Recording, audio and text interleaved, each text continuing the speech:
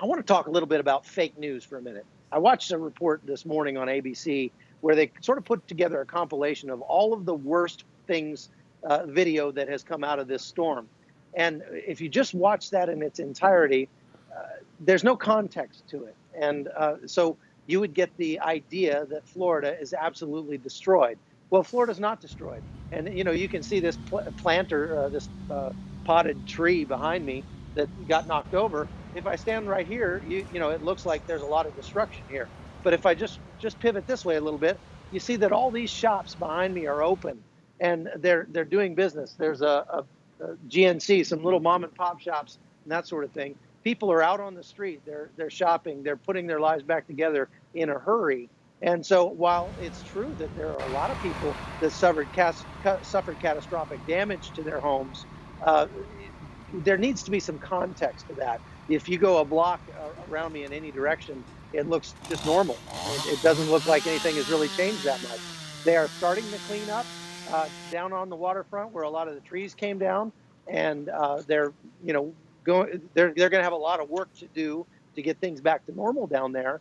But the people here are getting back to normal rather quickly, and that's what I wanted to point out. Now, one other thing I wanted to say, Grant, and that is in talking with these people, the thing that they say has frustrated them the most is the fact that they were told to leave their homes and flee or go to a shelter or whatever. And now many of them are not being allowed to go back into their homes by the police.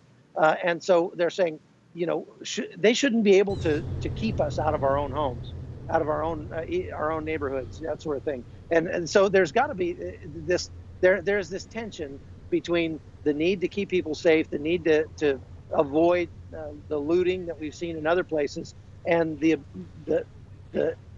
need to allow people to have the freedom to go into their homes and assess the damage and start the cleanup process. We saw the same thing in Houston. We saw the same thing here. And I would say that it really, in the end, is going to end up putting people at more risk, because the next time something like this happens, more people are going to say, you know what, I'm going to stay here in my home and ride it out. I'm not going to leave because I don't know when or if they'll ever let me back in. Yeah, Chuck, the other thing that's a big concern is looters. We're seeing more looting going on in Florida than we did down in the Houston area of Texas for Harvey last week. Any updates on looters? Well, I asked a policeman this morning about it, and he said there hasn't been a lot of it here in Miami. Some, scattered cases, that sort of thing.